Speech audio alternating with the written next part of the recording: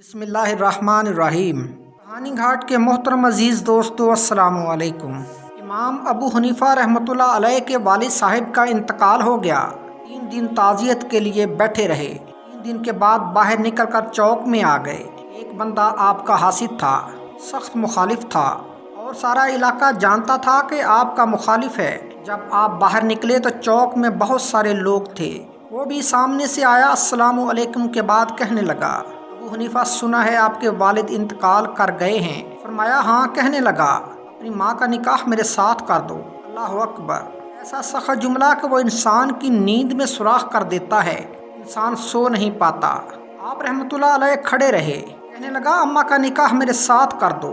जुमला सख्त था मगर बात तो शरई थी, गैर शरई तो नहीं थी। इमाम साहब के साथ जो शागिर्द थे, क़ीदतमंद थे, उन्होंने तलवारें न्याम से बाहर निकाल ली।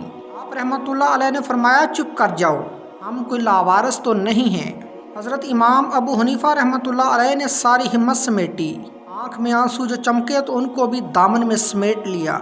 हिम्मत जमा करके कहने लगे, मियाँ तुमने कहा है मैं अपनी माँ का निकाह तेरे साथ कर लूँ। इद्दत गुजर लेने दे, तेरा नाम लेकर अम्मा से बात करूँगा। तेरे साथ निकाह करना चाहे तो मुझे एतराज़ कोई नहीं। ये कहकर अपने दोस्तों के बाजू थामे अगले चौक में आ गए। अगले चौक में गए तो वो बंदा धड़ाम से ज़मीन पे गिरा और उसकी रूह परवाज कर गई। लोग कहने लगे, हजूर इसे क्या हुआ? आप रहमतुल्लाह अलैह फरमाने लगे, इसने समझा था मैं लावारिस हूँ, इसे कुछ भी नहीं हुआ। अबू हनीफा के सब्र ने इसकी जान ले ली है। कई दफ़ा लोग बड़े सख्त जुमले कह देते हैं, बड़ी तकलीफ़ होती है। हसद बड़ी बुरी चीज़ है, इसके शर से अल्लाह हम सब को महफूज फरमाए। आमीन सुम्मा आमीन। तो नाज़रीन, अगर आज की वीडियो आपको अच्छी लगी हो तो हमारे चैनल कहानी घाट को लाइक, शेयर और सब्सक्राइब कर लीजिए।